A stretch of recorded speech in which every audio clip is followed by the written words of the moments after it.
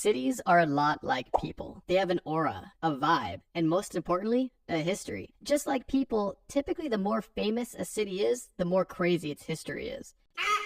And that's exactly what we're going to discuss. In this video, we're going to look at famous cities with scary and honestly crazy histories. Each history is going to be getting progressively darker, and for the sake of this video, we're only going to be focusing on one specific element from each city's history. Got it? Let's begin. Starting our journey with one of the most famous cities on this list, we have Paris, France. Now, if you already know what I'm going to talk about, here's a cookie. But if you don't, listen up. This part of France's history isn't extremely dark, it's just creepy. And if you don't know what I'm talking about yet, I am talking about the Paris catacombs. Paris has had a long, vast history with many ups and downs, so I chose something rather interesting and tame to start off the list. In case you're unfamiliar, the Paris catacombs are an extensive underground tunnel system below Paris. It extends about 250 kilometers long, and it contains the bones of over 6 million people. The Paris catacombs exist because at the time, France's graveyards were overflowing and in some places leaching into the water system. Definitely not what you want to be drinking. The lack of space was becoming unsanitary, and on top of that, Louis XVI was trying to expand Paris and more land was needed. The solution?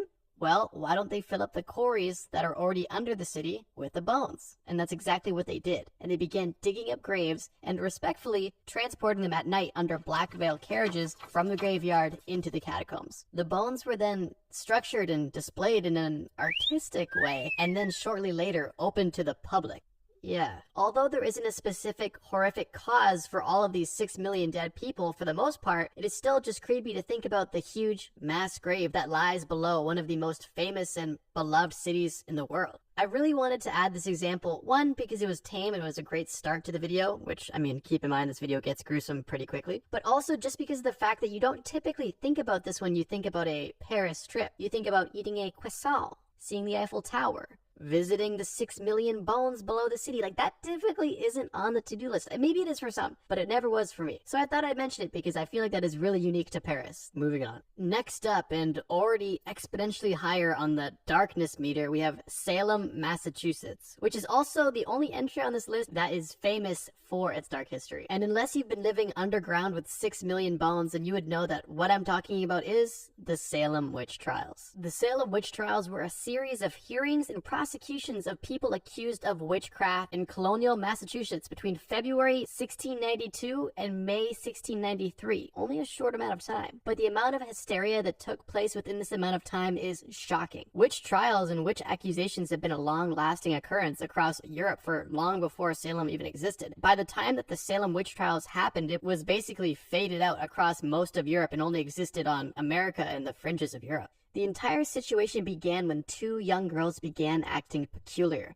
They began screaming, throwing things, uttering strange sounds, and contorting themselves. A local doctor visited them and was unable to explain their symptoms in a medical sense, and his only logical explanation was witchcraft. The afflicted girls accused 3 women of bewitching them. These accusations are believed to stem from social prejudice. The accusations spread quickly and fueled the existence of local rivalries, fear, and belief in the supernatural. This truly had an exponential effect because the more accusations there was, the more people began to believe in the supernatural. The local authorities shortly stepped in, and a specialty court was even created to deal with these matters specifically. With those courts came the trials, and with those trials came prosecutions and executions. More than 200 people were accused, 30 people were found guilty, and 19 people were executed by hanging. The Salem witch trials are definitely a dark part in Massachusetts and America's history as a whole. And for me personally, the most interesting part about the story is just how quickly everything came and went, and how easily people were to believe almost nonsense with no evidence. It's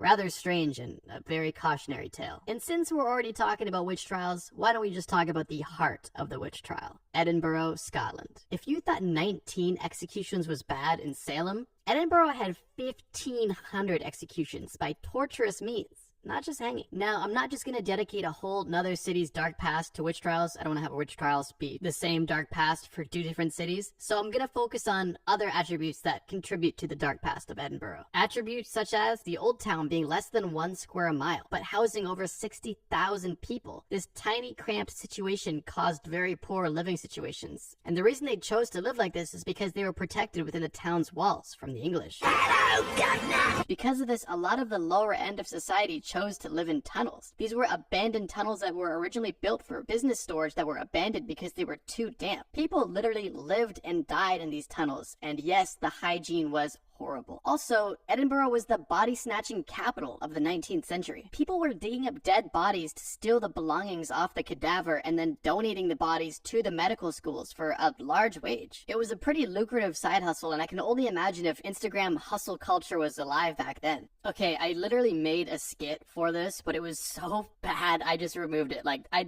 obviously have never heard a Scottish accent because it was just bad. If this video gets 20,000 likes, I will link it unlisted in the description. That's the only way you'd be seeing it, because it was just so bad. Last two things I'll mention about Edinburgh's dark past is their public executions, specifically hangings, and also fecal matter being thrown out of the windows, but that was just pretty commonplace for medieval Europe, so let's just keep going. Now, before we leave the beautiful continent of Europe, we have one more European city to talk about. That is Prague, Czech Republic. The city in modern times is lively and beautiful and cultural, but in the 1600s and 1700s, the best way to describe the city was honestly just an unfortunate series of events. The first element of this series of events is the defenestrations of Prague, which is funny enough because the defenestrations are their own series of events. Basically, what defenestration or to be defenestrated means is to be thrown out a window, literally, and this happened multiple times in Prague. In 1419, in 1483, and in 1618, multiple members of parliament were thrown out of the window by disgruntled members of the public. No, please! Each of these defenestrations had rippling effects through society at the time, but I want to focus on specifically the defenestrations of 1618 because I believe they had the biggest effect on the city of Prague. Almost immediately following the defenestrations in Prague, being thrown out the third-story window, this led to the conflict that is known as the 30-Year War. And before you guys ask me how long this war lasted, I honestly don't know. I couldn't find the research. But only 3 years into the war, in 1621, 27 Czech leaders were executed in the town square, and several others were exiled. The war led to the Battle of Prague, further devastating the city and reduced its population from 60,000 people down to 20,000 people. That's a 60% drop in only a few years' time. And if you think that's bad, only a few years after that, in 1689, a huge fire destroyed most of the city. And then after that, finally in 1713 and in 14, one of the last major outbreaks of the plague afflicted the city, killing more than 12,000 people. It's safe to say that if you were alive for that century of Prague's history, you were not having fun. If for whatever reason your darkness meter isn't quite satisfied yet, it's about to be. The next three on this list are vile. With that being said, we're moving our show over to the Middle East, specifically Baghdad, Iraq. Although extremely recently, Iraq has had a plethora of issues, from their struggles against ISIS to last decade's war with the Americans, and even before that, their encounters with the British. That's not what I want to talk about. What I want to focus on specifically in Baghdad's past is the siege of Baghdad in 1258. This specific siege was a pivotal and devastating event during the Mongol invasion of the Islamic world. This siege was led by Genghis Khan's grandson. At the time, Baghdad was considered one of the most prosperous cities in the world and was known for its cultural and scientific achievements. Although after a relatively short siege, the city fell to the Mongols. The Mongols sacked the city, destroying its libraries and its House of Wisdom and all of its infrastructure. The caliph was captured and later killed, and this was honestly a symbolic end to the Islamic Golden Age. The death toll of the siege and the sacking of the city was estimated to be in the hundreds of thousands, making it one of the most catastrophic events in the history of the Middle East. The fall of Baghdad significantly weakened the Muslim world, leading to political fragmentation and making it more vulnerable to future conquests. This event has had a lasting impact on the region and is often cited as a turning point in Middle Eastern history. The darkest part about this, in my opinion, is definitely the long-term lasting effects of the siege. The death and torment of the hundreds of thousands of people on its own is horrible and cannot be forgotten or neglected.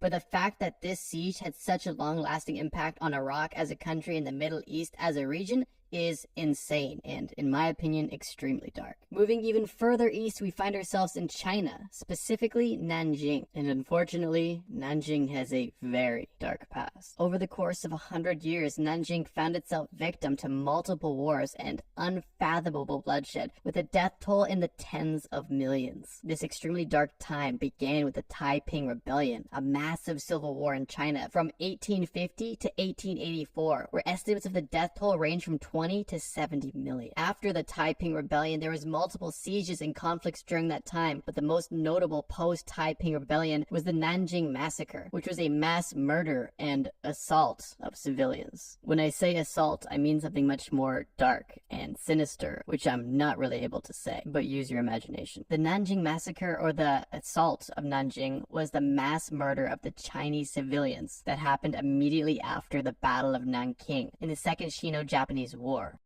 This massacre began on December 13th, 1937, and the massacre lasted 6 weeks long. The perpetrators, the Japanese Imperial Army, committed such vile war crimes such as mass assault, looting, and arson. The massacre is considered to be one of the worst wartime atrocities of all time. The Japanese army had quickly pushed through China after capturing Shanghai in November 1937, but in early December, it was on the outskirts of Nanjing. The speed of the army's advance was likely due to the commanders allowing looting and the assault on the way. Unfortunately, by the time the Japanese military reached Nanjing, the Chinese military was not in a place of defense. Once the Japanese troops reached the city, they faced minimal resistance and ran entirely unchecked. Chinese soldiers were rounded up and executed, and that's where the lawlessness truly began. Due to this unchecked power and other factors, the death toll is estimated to vary from 40 to 300,000, and there is estimated to be anywhere from 20,000 to 80,000 assaults. The International Military Tribunal for the Far East and its findings estimate that 200,000 murders and 20,000 cases of assault took place. For obvious reasons, I won't be getting into further detail, but this specific century was a horrible time for China, and this specific massacre was hell on earth for any resident of Nanjing.